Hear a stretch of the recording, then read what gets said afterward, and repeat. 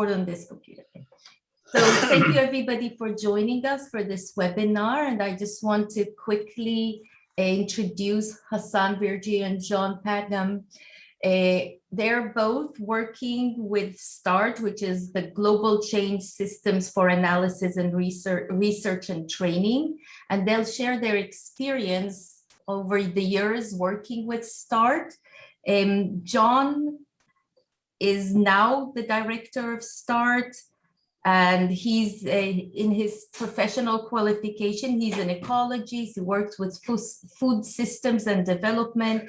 He got his PhD in Cornell, and he, over his career, worked both in academia. He was in West Africa with the Peace Corps. He worked with the USAID, World Bank, and a lot of other organizations, and now with the NGO START. Hassan is a climatologist, and he got his PhD from the University of Wisconsin in Madison. And similar to John, he had a very productive career going from academia to NSF to nonprofits and lots of international boards and organizations. Both of them are also affiliated or working with the SUGI program and the Belmont Forum. And that's how our paths intersected. And with that, I would let them talk more about themselves and their experience. And I think, Hassan, you're starting and John is following? Yeah, so I will make a few throat clearings to begin with, and then John will add substance, and then I'll come in and try to round it off at that point, if that's correct. Okay with you. So shall I? I'm not going to keep track of the chat box, or if any questions arise, I would assume, Adina, you will do that. So I'll start with sharing my desktop. And let's see if you guys can see this, I hope.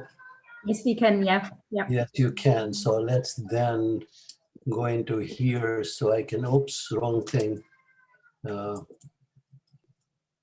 Excuse me for a moment while I get back to the beginning of this page. Hassan, that's not the actual presentation we're using. That was an older version. Can I share my screen instead? Sure, John, you can. I will glad to just do because that. I might make it easier because I'm ready Sure. to speak to one set of slides and not to that one. Sure. Can you make me a co-host, Adina? And then I'll. Isn't there a share screen button at the bottom of your screen, John?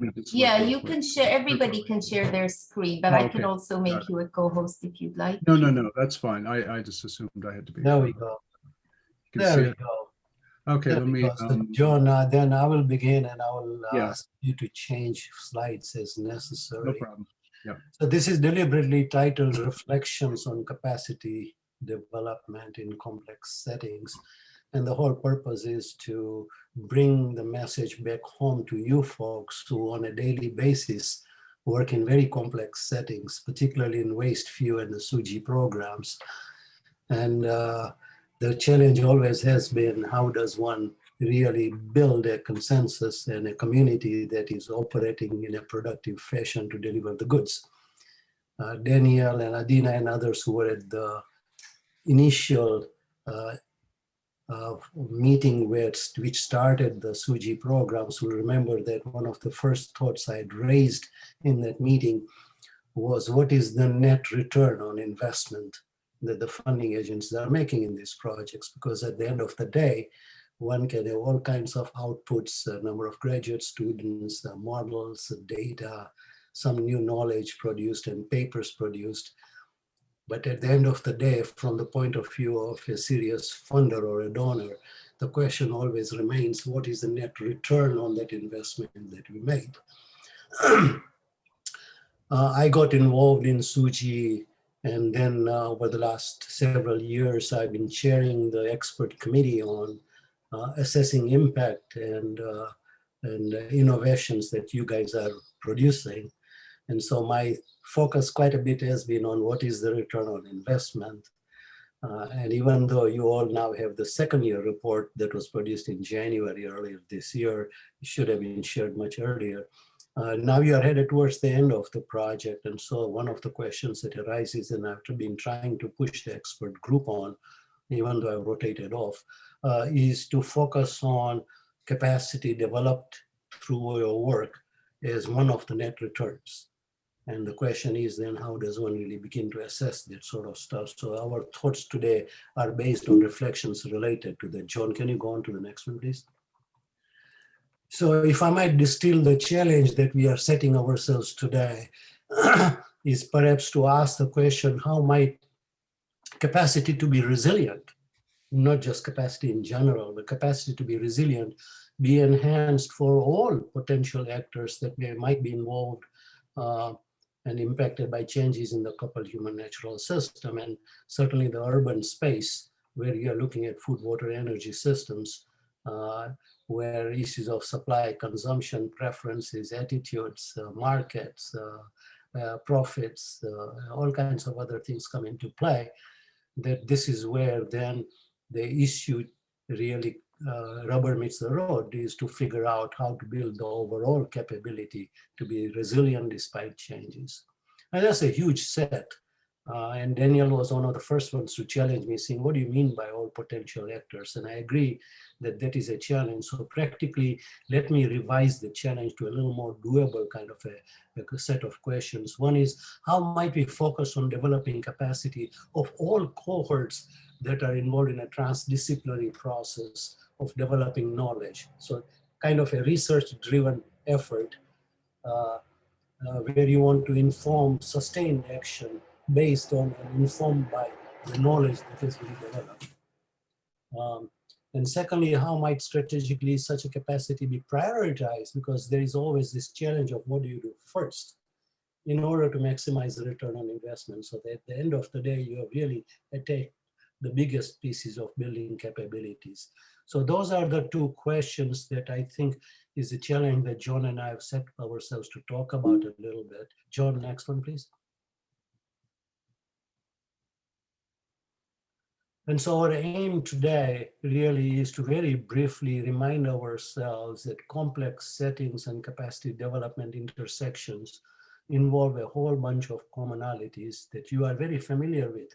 There is this issue of scales, both temporal and spatial scales. And complex settings, such as in urban scales, as you have learned very clearly from a lot of your projects, that it is not just a short term, or not just a local urban living lab scale or a little plot scale, but an entire city-based consumption production system. So the interlinkages between urban, peri-urban zones. Most cities that we are considering have global footprints. And so what is the linkage in a much larger scale in a special way? Those all come into play. And context certainly does, because context is the heart of how we behave in most of complex settings. And that involves a huge number of factors, as we have found out. In your efforts, you have got academia, the public sector, the private sector, civil society sector, occasionally John Q. Public and others being involved. How does one really get this huge milieu of actors and deal with that? And what kind of structures does one provide? Safe spaces, what kind of conversation platforms, what kind of information outlets, what kind of governance mechanisms or rules and processes one set up? And how does one leverage resources sufficiently so that one can really deal with the challenges of complex systems? And so if you look at it really carefully, both complex settings and capacity developments have to operate across this whole slew of parameters. And it's from this point of view that we want to describe to you the START experience. START as an organization is now about 30 years old.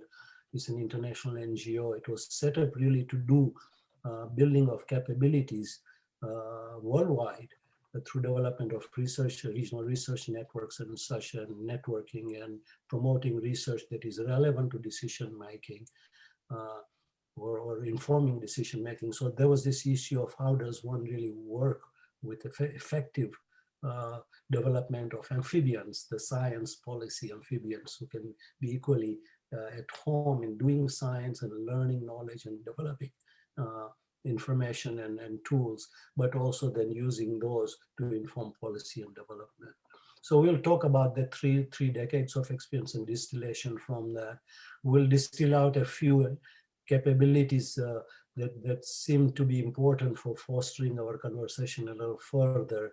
And then I'll end a little bit with your collective experience in SUJI program, as we have been distilling it out of the expert group that has been looking at your annual reports. Next one, John.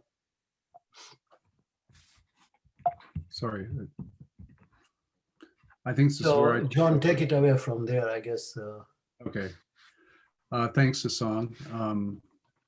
Hassan gave you some idea of what START is. We were created basically in the wake of the Rio Earth Convention, Rio Earth Summit, where the 3 conventions on climate, desertification, biodiversity came about. It was in the early 1990s. The IPCC was cranking up, and there was a recognition that there was a real lack of knowledge and capacities in the global south, particularly in Africa and Asia. And that's where STAR's primarily worked, is in Africa and Asia. And over the last 30 years, that statement that there's a real need for capacity development continues, while at the same time, there's a lot of regional capacity that has been built that can be marshaled and utilized to build new capacities within the region and for the region. So we're really very much focused on the regional context and the regional partners. What I'm going to do in my few minutes is just lay out some key principles that we've gleaned from our years of experience, and then just give you one sort of case study of how we've really put those principles into use through a large partnership. And so I'll talk about that, and then I'll hand it back over to to Hassan. Skills, knowledge, and connectivity are critically important. Skill building alone is not enough. There's a tendency, I think, still to go straight to skill building workshops as the main modality for capacity development. It helps, but it doesn't get you all the way. So you need a combination of skills, mobilization and blending of knowledge of diverse sources. That can be scientific knowledge, tacit knowledge, traditional knowledge, etc. And then the issue of connectivity is critically important, because it creates new opportunities for additional learning, for consolidating capacity development gains. And so that's connectivity across peer groups, connectivity, excuse me, with mentors, South-South, South-North, et cetera. So we really put a strong emphasis when we develop our programs into keeping people connected and finding new opportunities once they're in the START network to become IPCC contributing authors and begin that step up the IPCC, or get involved in large conferences or so forth. Another important issue is promoting experiential learning with diverse perspectives. When START began, a lot of our work was fairly conventional. You know, we targeted the scientists because we had strong science capacities, but with the increasing recognition of complexities and wicked problems and the need for new ways of working, we've really built our programs so that we build understanding of learning across different domains. And so when we develop programs, it's not just early career researchers, it's early career researchers working with early career professionals from policy and practice, because you begin to build that skill set of how do you communicate work across these different domains. As I mentioned, we are very passionate about championing regionally driven approaches. There's still unfortunately, a high propensity of capacity development investments that align with donor priorities, and those priorities don't often reflect the needs on the ground necessarily. And that's particularly seen with the fact that oftentimes there's projects and they've reached takeoff velocity just as the project's ending. And oftentimes there's a little glue funding to sort of keep the process going longer in order to really consolidate some of the gains in capacity development. So thinking about regionally driven approaches and how would people from the region frame it, I think is critically important. And that ties into the fourth bullet of doing really regionally driven approaches helps to ensure continuity of capacity development investments by targeting learning to the needs and priorities. And just to provide a countervailing example of these 4 bullets. I was at a webinar earlier this year. This was a survey done across Asia on capacity building for climate change adaptation. And these were the reasons for not taking any action after attending a capacity building event. Lack of institutional support for the environment to apply new knowledge and skills was very high. There was no follow-up. The lessons and experiences of the workshop were not applicable or relevant to the person's job and so forth. And so that's these. And then down here, where mentoring support was usually not sufficient, there wasn't financial support to carry things forward.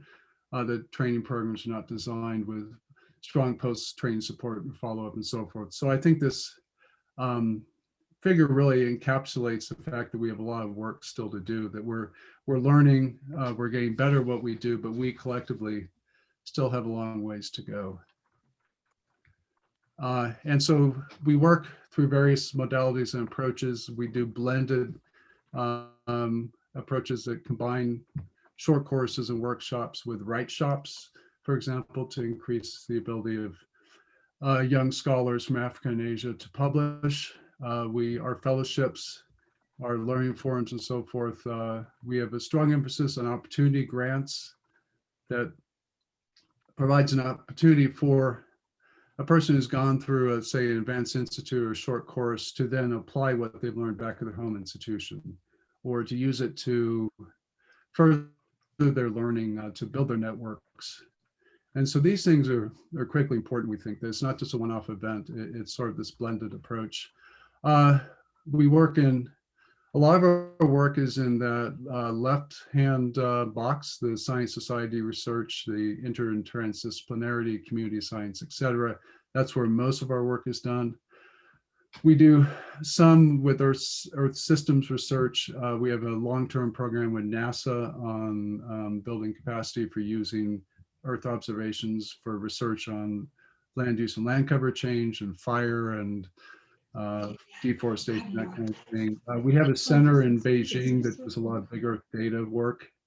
And then the importance of leadership, that this is critically important. And more of our programs are looking at these transversal skills, emotional intelligence, how to work in consortia, how to work with hierarchy and so forth. We just finished a science leadership program with the African Academy of Sciences that took some of their premier fellowship programs and applied a science leadership lens to it.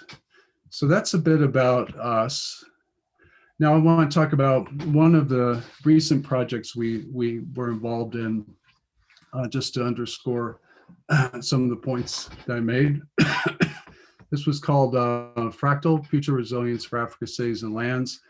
It was part of the DFID NERC funded Future Climate for Africa program.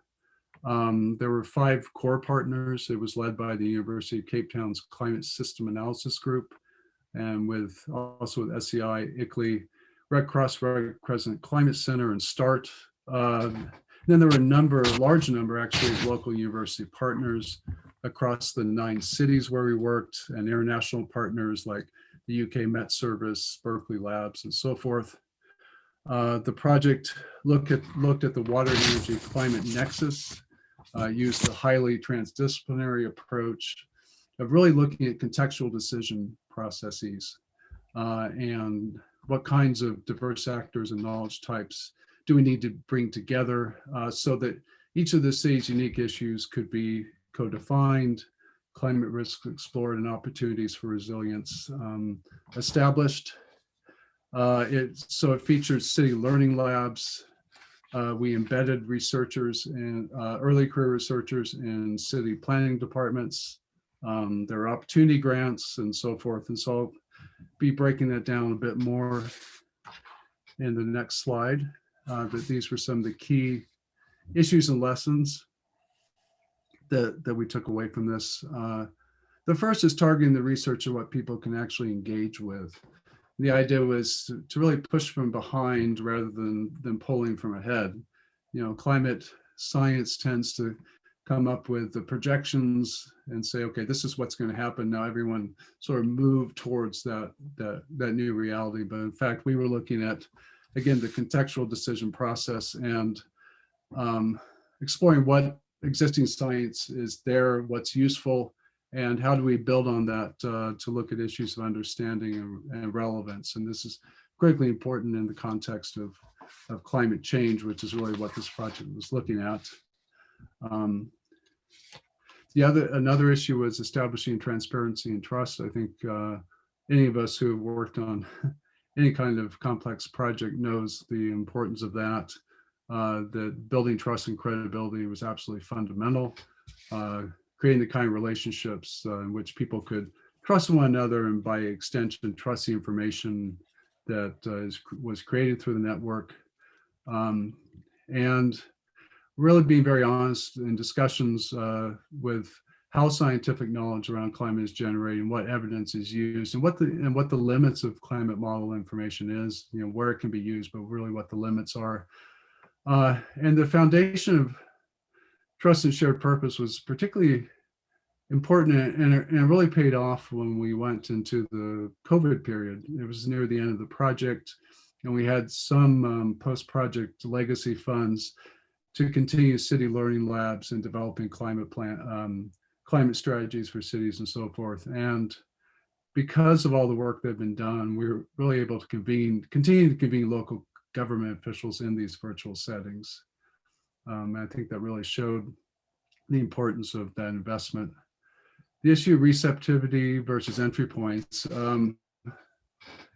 We oftentimes talk about entry points for climate information, but it doesn't really often go through this sort of linear transfer process between the experts that generate the entry points. They're going to then take up and feed into decision making. It's a much messier process than that. And so the idea was that the uptake of climate information is highly dependent on the receptivity of actors and decision makers, and to really understand the institutional political dimensions to the application of climate information to decision making. And so that what this work showed is that really more information does not necessarily mean better decision making. And so really trying to be strategic in how we think about use and uptake of information, and moving away from the supply chain mentality in terms of creating good things and throwing it over the fence and hoping it's taken up. Another important point was having flexible resources to go deep or wide. We didn't have resources to go both deep and wide, but we had flexible resources that could allow an opportunity to do deep or wide. And let me break that down a little bit.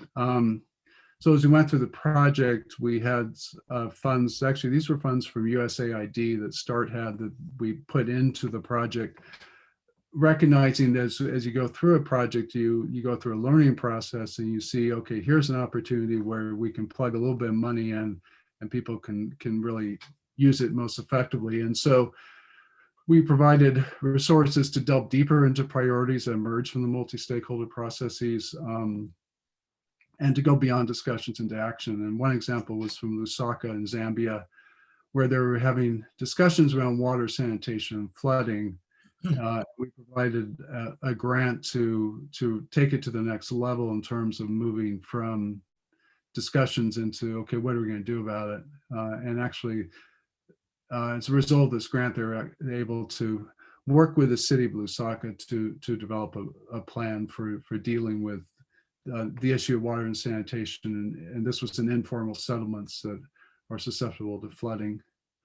In terms of going wider, we provided resources for city exchange visits, where people moved out of their familiar context, visited other cities, and were able to work with counterpoints to look at similar projects, interventions, and potential solutions. And this provided rich sharing of lessons across the cities to look at barriers and enablers when trying to implement climate action plans. And at one point, the grants provided allowed people from Gaborone and Botswana to learn how people in Windhoek, Namibia, developed a climate action plan, and to take those lessons back to Gaborone to develop their own plans. So it was quite successful in that respect. The last point was embedding researchers in local governments. And so we had 7 embedded researchers placed across the 9 cities. Excuse me. These were early career researchers who were placed in city planning departments. And they really played a hybrid role. Usually someone is either a city official or they're an academic, and they learn how to write or talk like an academic or like a city official. And we were really pushing these early career researchers to do a bit of both and to build their own skill sets and confidence in operating across these 2 spaces. And so they worked across city officials, policymakers, and the science community involved in the project to translate knowledge and to build, again, the issue of building trust that helped to lay the basis for later work around the city learning labs, around co-development of knowledge. And so they were critically important for sort of navigating through very siloed city governments and finding opportunities for people to work together. And I remember at the closing workshop for Fractal, people talked about the fact that it was because of this embedded researcher that this part of the city government communicated with that part of the city government. So it was quite effective in building trust between science and government, but also helping to make government function better. And so it was quite a good experience. And so I have 2 links up there. The first one is the fractal.org at the top. A lot of good resources about the project, and then a link below to the Process magazine that we put out last year or 2 years ago that distilled some of the critical lessons. They have interviews with some of the African scholars who went through it. It was just a great program, and I wish all of our programs could be this way. So I'm going to leave you with, I'm going to leave you with a few food morsels for thought, then I'll turn it over to Hassan. Capacity development is not a fixed outcome. If you think about the issue of hysteresis, where something goes through a system and then when it tries to go back, it doesn't go back the same way because the system itself has changed. And so thinking about that in the context that capacity can be built, but it can also be lost very easily. And what we see is one of the critical issues in low-income countries is the ability of the home institution to be either enabling or constraining with respect to when a person goes away on fellowship and then they come back, is the home institution conducive to their ability to continue to grow and develop as a young scientist and into a science leader? And we saw that it oftentimes doesn't. That was our experience. That was the experience of TWAS that runs their fellowships all across the global South. So that's a critical issue. And then one of the things that really gets under my skin is the fact that oftentimes exposure to learning is conflated with capacity built. And no, it's just exposure to learning. If you don't have exposure to learning combined with the connectivity and the networks and the follow-up, then oftentimes it's the investment is suboptimal, to say the least. And the slide from Asia that I showed, I think really exemplifies that. There's a need for systemic institutional change. In the context of where we work, this has to do with formal education, with tertiary education. A lot of the African universities still have the colonial legacies of classroom teaching, where it's very much lecture-based rather than sort of case study, interactive learning based. And so trying to create opportunities for students to get exposure to the real world and not graduate with academic knowledge, with just academic knowledge, but having the skills to do practical things and to contribute to the workforce in that way. And one way we're doing it is we partnered with an initiative out of the United States called Educational Partnerships for Innovation in Communities, or EPIC. And this is a group that brings universities together with local governments and really utilizes the workforce of students to help to work in local communities and to gain the skills and insight of how do you work in the real world. The last point is that, at least in Africa anyway, there's been and other regions. There's been more and more attention to decolonization, to decolonizing education and development. And I'm just putting this out there as a question: can this decolonization effort have a positive knock-on effects on how capacity development is conceived and carried out, and communicate back up to the funders, so the funders create opportunities for it to really flourish in these regions. So Hassan, I'm going to leave it with that. I'm going to turn it back over to you. Sure. Can we go to the next slide then? Yeah. So just to build on what John just said, previous one to this, John. Oh, sorry. Just, That one? yeah, to build on what John just said, that capacity building is not a fixed outcome, that there is a need to continue to build capacity and enhance it as much as possible. I refer you to this very fascinating summary paper, To Build Capacity, Build Confidence, by Bruce Hewitson. It's in, here's a reference. Go on to the next slide, John. And I show you just a tiny little thing, not because I need you to read it here. You can get this reference and read it up. It's eminently readable, easy, locatable, open source document.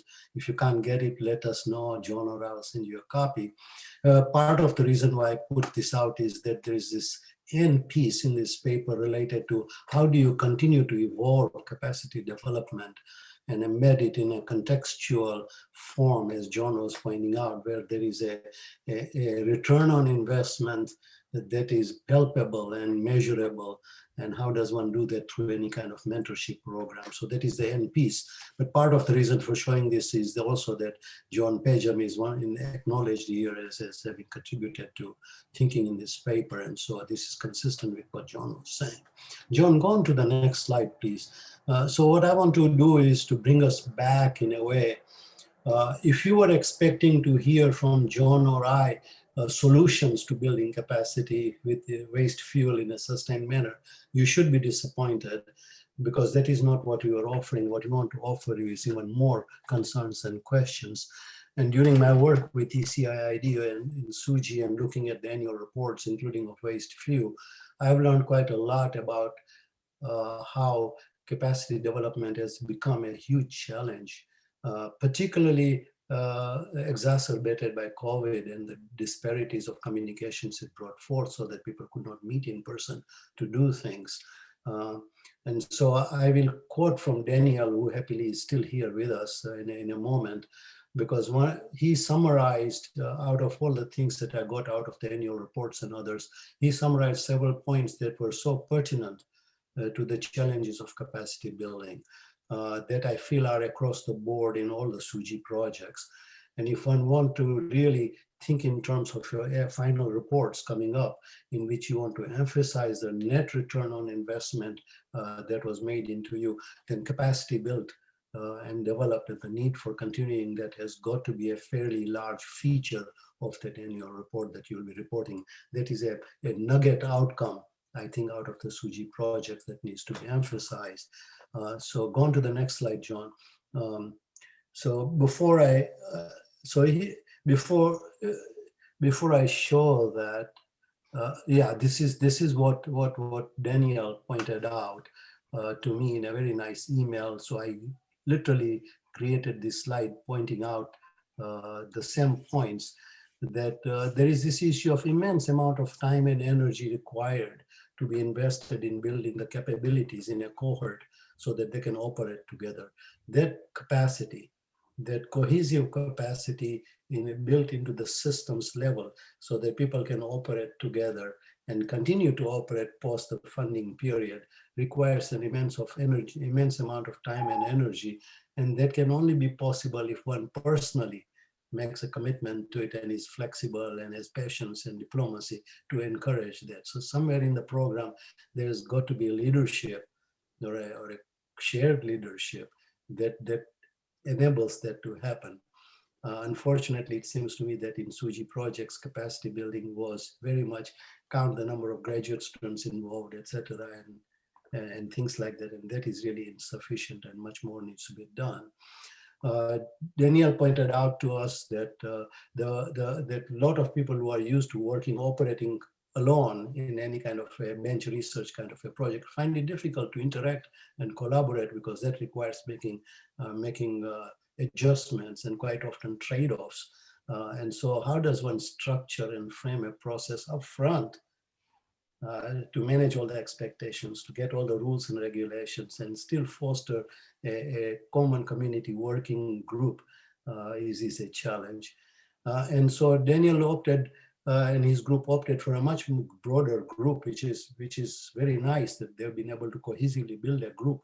But the challenge is how does one really sustain it and resources come to play. And there isn't enough resource in follow-up to SUGI programs to continue to build capacity. And this is, in my mind, one of the challenges on how do you leave an imprint, a legacy beyond your project that will really go on and continue the interactions. So let me come to a wisdom slide. Next slide, John. I like Gabrielle Bremer. Those of you who don't know Gabrielle Bremer, please get to know her. She has got a blog post on the website. She talks about transdisciplinarity all the time and has devoted her life to it. And one of her recent posts said this 6 phases or part of the dialogue wisdom kind of phases.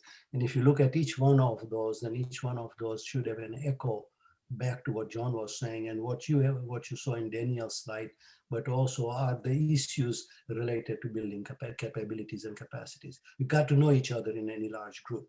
That requires time, energy, and effort. We need to figure out how to listen and work with each other, otherwise things don't happen. A person from private sector comes with really different expectations and anticipations than a person from bench research in academia or from civil society. Creating safe spaces, which you have done through the living labs, urban living labs, and clearly urban living labs is a huge nugget as an outcome and has become now even larger because if you haven't already seen from the European Union, JPI, the Joint Programs Group, has already now set up a new effort on urban living labs and expanded the scope of this. If you'd like a recent document, I'll be happy to share with you. But you created a safe space for conversations.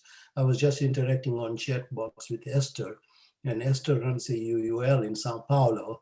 When I look at your annual report and I see a number of interesting and innovative things are being done in that UUL, how does one build on that innovative way to continue the effort in Sao Paulo, but also bring it to other municipalities? That remains a challenge in terms of creating safe spaces, but there is a safe space. The rest of the stuff in here is all stuff that should be common to you. So, but the end point of all of this, in my mind, is that capacity development really is a process, and it is a continuing process, just like building resilience is a continuing process.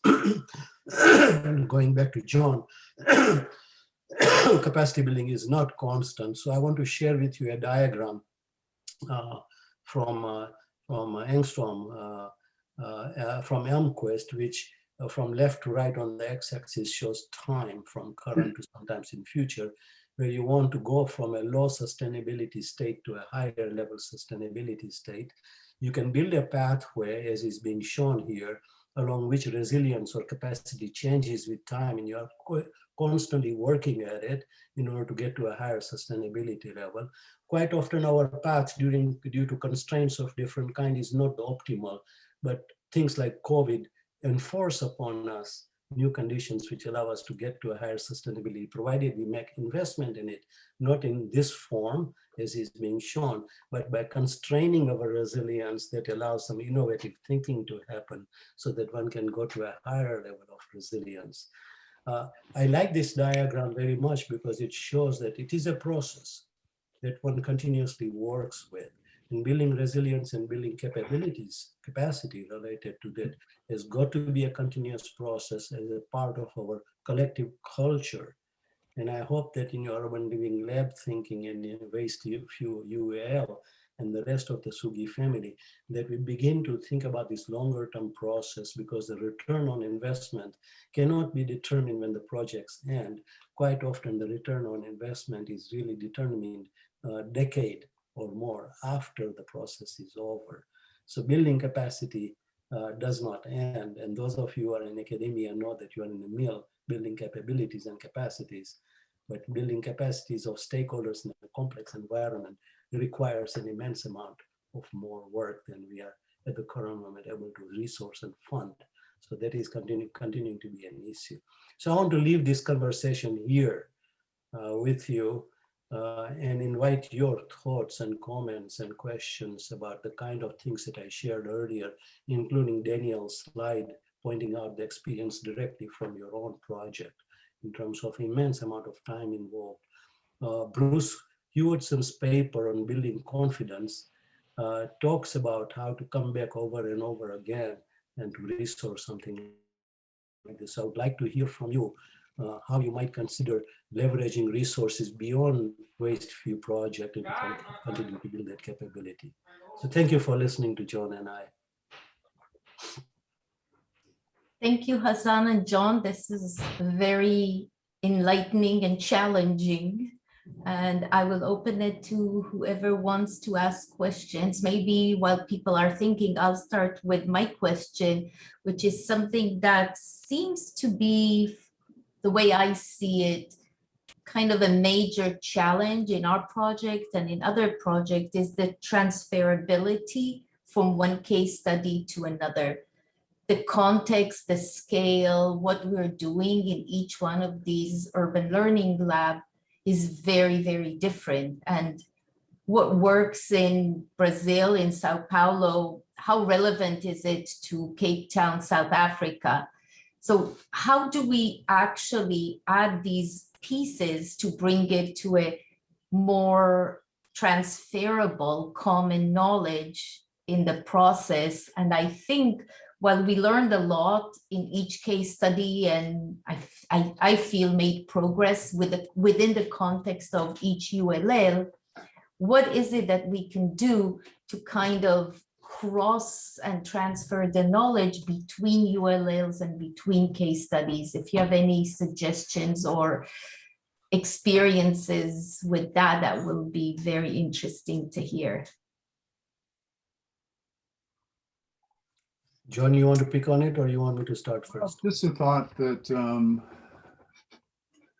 I don't have the exact answer for you, but I think to the extent that one has resources to bring a champion from one region to another, from one case study site to another, to really observe and share and sort of be a diplomat back to the home context, I think sometimes can help.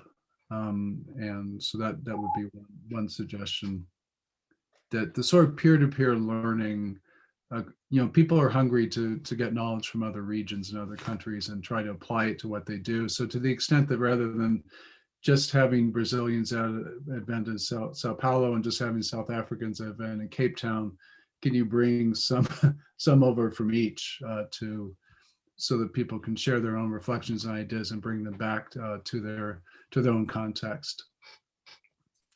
Probably not during COVID time, which was No, not most during of COVID. our project was during that time.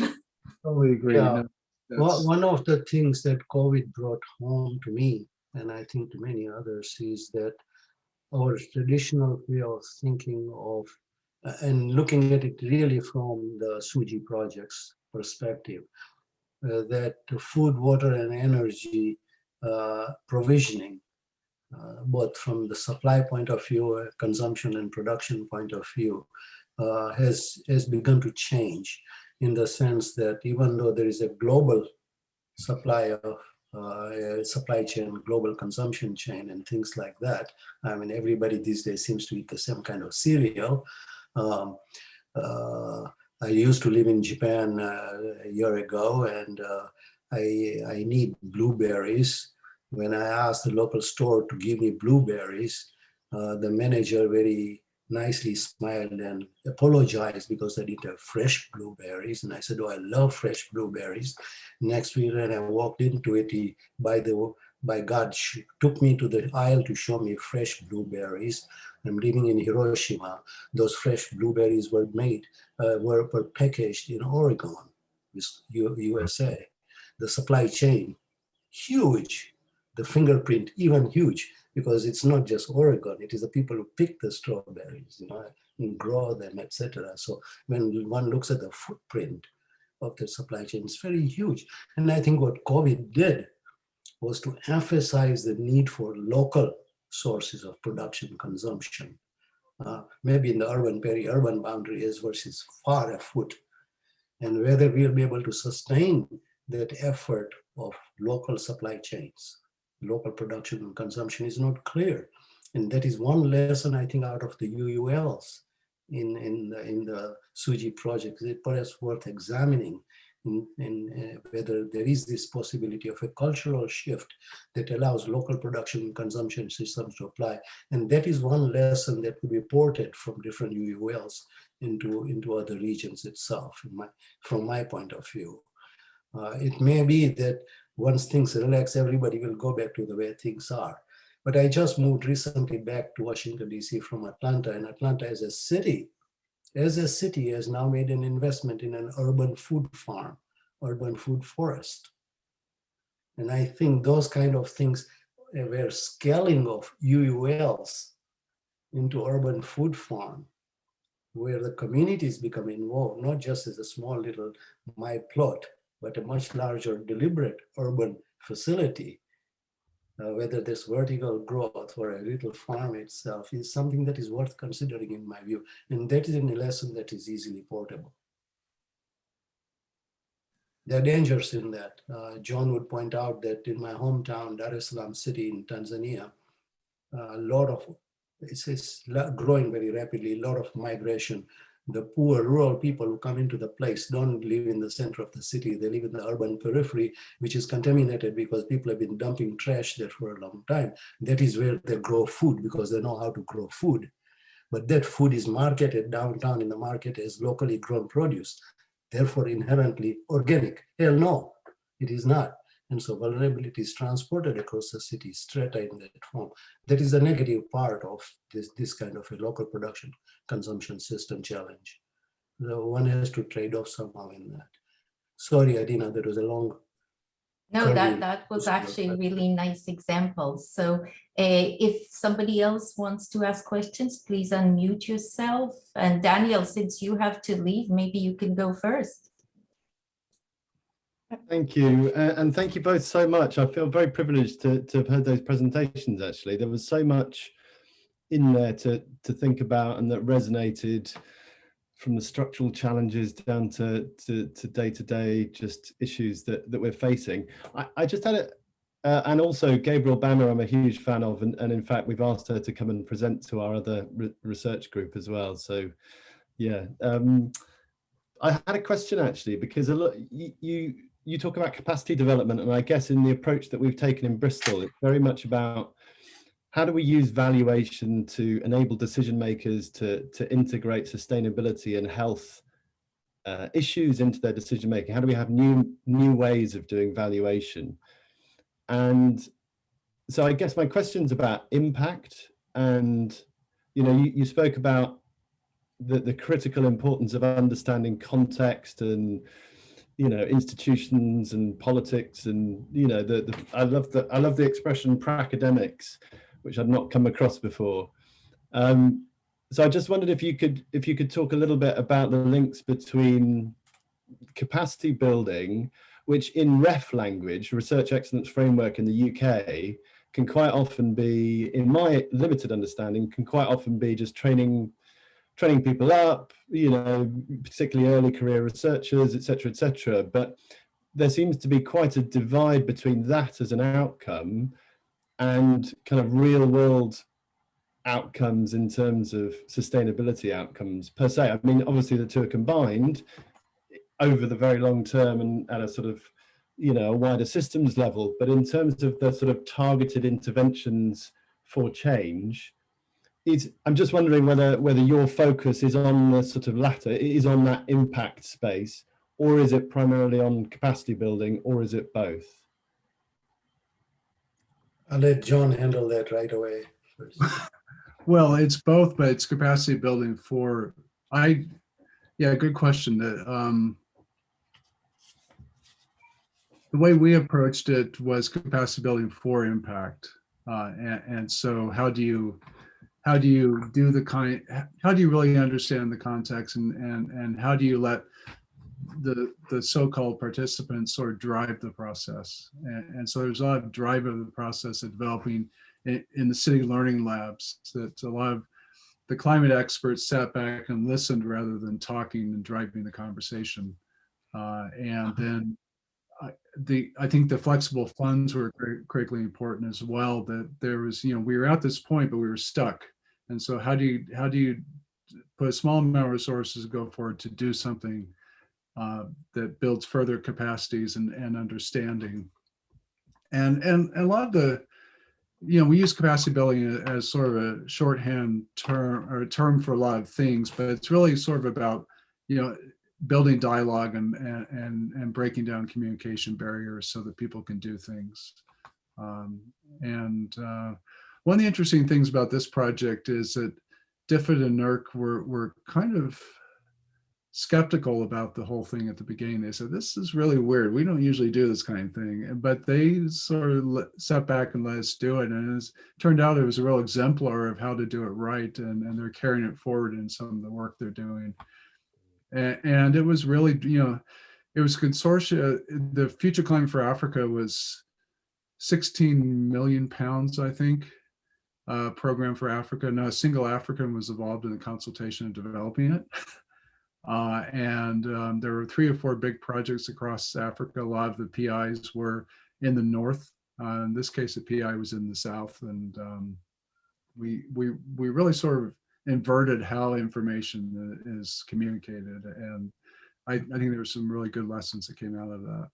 I don't know if I'm answering your question, but I'm just trying to point out that let me offer an example that is slightly different, in the sense that for a number of years, well over a decade, StarTrade has run an effort called Coastal Cities at Risk.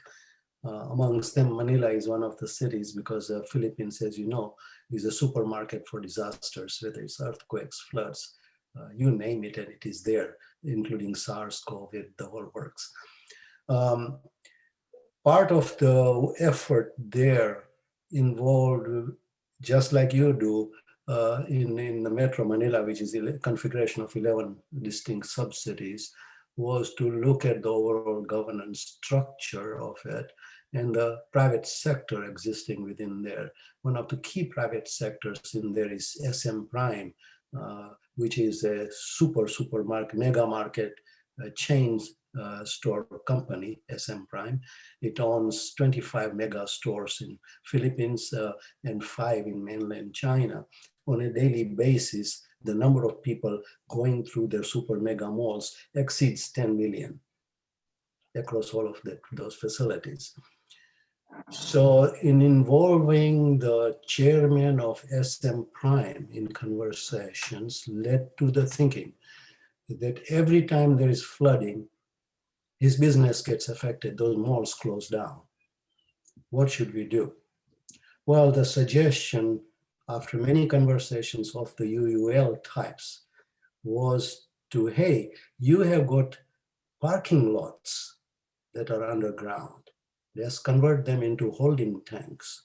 When it rains a lot and it floods, your facilities will be the places where water will be stored and slowly let out.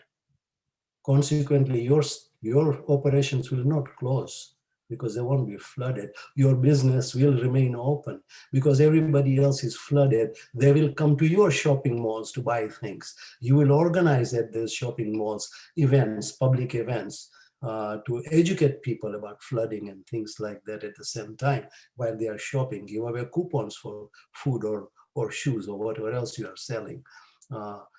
This led to a major investment of infrastructure change in Manila, Metro Manila city, that now suffers less flooding events and yet has secured a business for a company that was really interested in profit making. That level of building capability and capacity took almost a decade worth of conversations. And so, Daniel, when you point out the amount of time and energy involved in building capability, that is about the level of effort and resources required. It wasn't really physical money, it was constant conversations, constant back and forth, constantly talking about value added, return on investment, the language that they want to hear, not the language we, the researcher, want to say, which is prevent disasters and do risk management. Win-win situation is Win-win always situation. great. Exactly, exactly. So thinking in terms of building capacity is a win-win set of conditions probably is the best way to go. Difficult as it is, and people don't like to talk about building capacities, or often relegated to an appendix. Thanks. That's really helpful. Thank you. Esther, you had your hand raised. Yeah, thank you very much for the interesting approach and work. Well, we are always interested in capacity building just because we need the transition to be true. Yeah, it's very simple and very complicated. But my question is about what do you think about our reachability? Because I always think that, well, it's an end work. We have to work. And we are always looking for stakeholders engagement. And in my case, in the São Paulo ULL case, we have been adopting a theoretical and practical approach of policy of public choice theory from the institutional economics and the political economy approach. And we think more states or markets are able to make this transition. So the capacity building for us is the main issue for transition. As I have said, we have been dealing with this public choice theory. And I think what we call the situation arenas from the institutional economics of Elinor Ostrom and other Nobel Prizes in economics, heterodox economics, we have a lot of similar points with your approach of capacity building. What do you think about our reachability? How could we have a more leapfrog approach and practice? Is it possible? Everything is possible, Esther. The question is, do we have the resources, time, energy, and commitment to do it? Yeah. And I don't say that, sorry, because we have to, the transition means institutional transition. Yeah, of course, rules, behaviors, laws, agreements, and practices, everything that you are working to change, and so do we. Thank you. Sorry. Yeah, so that's what I was trying to point out in that last diagram, that one has to have a continuous space for dialogue and conversations. And it has to be a safe space where everybody feels comfortable enough to speak, not just people like me who talk all the time, or a private sector head of a CEO who is given special privileges to speak. Everybody has to feel safe. Urban living labs have to become safe spaces for those conversations. I don't think the UULs yet are those safe spaces. They have potential to be. The urban living lab concept is being used in many different forms now, not just for food, water, energy, but also, as John pointed out, in the case in Southern Africa, on looking at provisioning of climate services for decision making in the urban space. To my mind, this is really innovative, to set up these platforms for conversations that become truly the places where a dialogue happens. But that requires some level of resource commitment and requires some organizational structure, which has level of credibility to continue to host these things. How does one do that? I'm not clear. How does one do that? I'm not clear about at all. I'm sorry. I think this will emerge There's a potential for this to emerge in various places. Certainly in the SUJI projects, there are enough urban living labs that at least a third of them have a potential to become truly capable, sustained long-term capabilities. Then in 15 years' time, the kind of capabilities that you are looking for, Esther, will become a daily thing rather than something to be discovered and fostered. But I'm sorry, I don't have a magic bullet solution for you. Oh, I completely agree. Thank you. John? Well, just the thought that I think the labs are really good for exploring and, as you said, the safe space for exploration. But we also really need to be cognizant of where the hard institutional barriers that people face when they leave the dialogues and they go back and they actually try to implement something. And sort of looking at where are there things that can be navigated around and where are there hard barriers, and just trying to decide and prioritize what can actually be feasible and possible coming out of a dialogue type of space. And that requires continue dialogue, continue efforts. I remember we did a project for the European Commission, the IPCC, after the AR4 national level science policy dialogues. And the European Commission wants to do as many dialogues across as many countries as we could possibly do, because it shows impact, because you had a lot of countries. So we did 9 different countries across Africa and South Asia. And had we done over again, I would have just done 3 of those, not 9. But it would have been continual dialogue process that it would build on an initial effort and then build it deeper and continue it, rather than trying to just go as wide as we can possibly go. So that's something to think about as well. My feeling is that when you get to the end of waste fuel, the current funded part of waste fuel, that waste fuel will continue for the next 10 years, at least beyond that, or some of the partnerships that you have formed, and that the same kind of things will apply to most, if not all, of the SUJI projects. So that in 10 years' time, the true impacts become obvious in this regard. And that is something that you have to bring up in your annual report. If any of you are going to the SRI Congress next month, then you have to bring up this issue of capabilities beyond the end of the projects and how those are to be sustained, particularly the safe spaces that you have, the urban living labs, because that is where resourcing on an ongoing basis will lead to great advancements, in my view.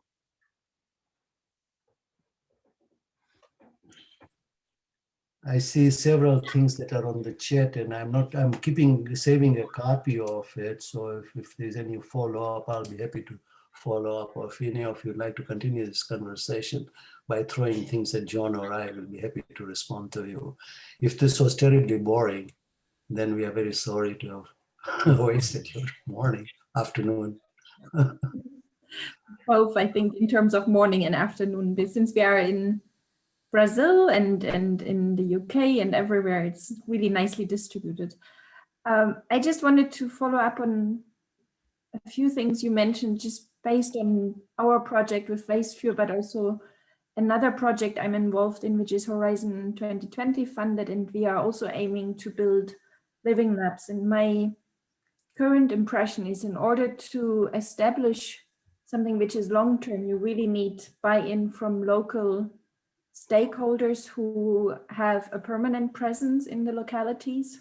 And I'm meaning not individuals, but actual organizations, so municipalities, maybe water utilities, those type of organizations who can actually provide a way forward beyond a funded project. Because at the moment, I think a lot of our funded projects, we recognize fully that it is important to build trust, to build relationships, to invest in these sort of soft capabilities in some ways, which are beyond sort of just knowledge and practical skills, but it's actually really building a network of people who are thinking about the same challenges and want to address them. But if you have something which is time limited, that's always very hard, because people, as John mentioned earlier, they have their own institutional frameworks in which they are acting. And for them to then invest so much into what you are doing for a short period of time is very, very challenging. And so I think Yes. if you get the buy-in from those actors who have a presence already in the localities where we want to run these living labs, it's very difficult.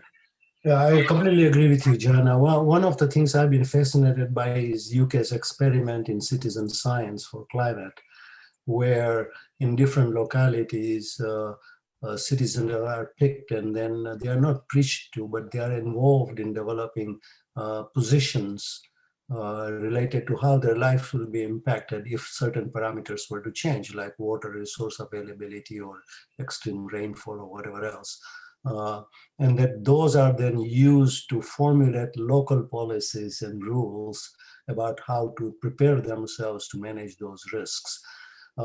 If the urban living labs, rather than being just at the current moment experimental and very much ones in which there is a struggle to involve, were to become locations, spaces where the local people, as you say, the local citizens, were to be involved in a constant dialogue of decision making, where they feel that they're empowered to come up with solutions in their own context, right or wrong, then that becomes truly in the long term a very productive exercise. It doesn't require much money.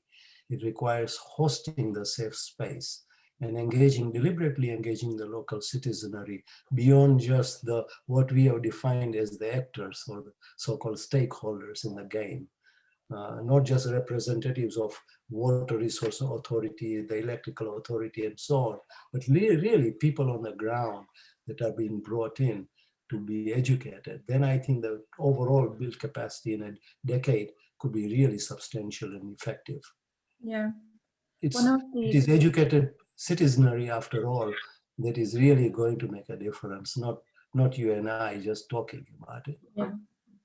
Well, one thing we are trying to do in one of our projects, which is also looking at water and smart water societies, is using the idea of competency groups, where basically, and it's similar to the citizens juries you mentioned, but it's where you really try to acknowledge the knowledge, the competencies of a whole range of knowledges and people on the ground, as well as experts, technical experts, as well as sort of political decision makers, and actually having them involved in a dialogue. And that links to what you mentioned, the wisdom dialogues, which I think is really an important part. But as you said as well, it may not take a lot of money, but it does take someone or something which is creating this long-term commitment and is driving that forward. If that's an individual who takes out time, or if it's some funding which is channeled but then is taken up, and it doesn't seem necessarily an easy thing to achieve to have a long-term sort of effect. Yeah, I think trying to understand the context of this is stating the obvious, but understanding the context in which one is working, and trying to find the local stakeholder organizations and having a compromise between what we would want maybe coming out of a project as we conceive it, and versus what they're already doing, and how do they see an added value of working on this because they're getting something out of it above and beyond what they're doing, and then you've got flexibility and ability to compromise in terms of what you want to get out of it, and sort of finding that. I think it helps to engender buy-in that way. One of the things we found through these national dialogue processes is that at the time there was just a lot of fatigue around events, that government officials were being pulled to one event or another, and there wasn't any sort of continuity or follow through. And so sort of trying to, if you have the local champions, as you say, to help guide that process, and they see a value in engaging in it, then that can certainly help. And I think also building trust, like we started, is crucial there. And I think, Esther, at least in your case, I think you reach that. You work with the people on the ground, and there is a good reciprocality and trust built over there, because the people understand the mutual value for everyone.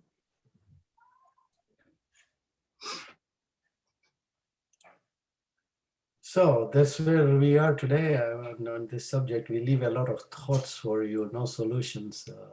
But then that's what building capability is. Very interesting. But thank you for your presence and staying with us through this conversation. We are very grateful. Sometimes it's much easier to talk to a smaller group. Last night I was in a group of 150.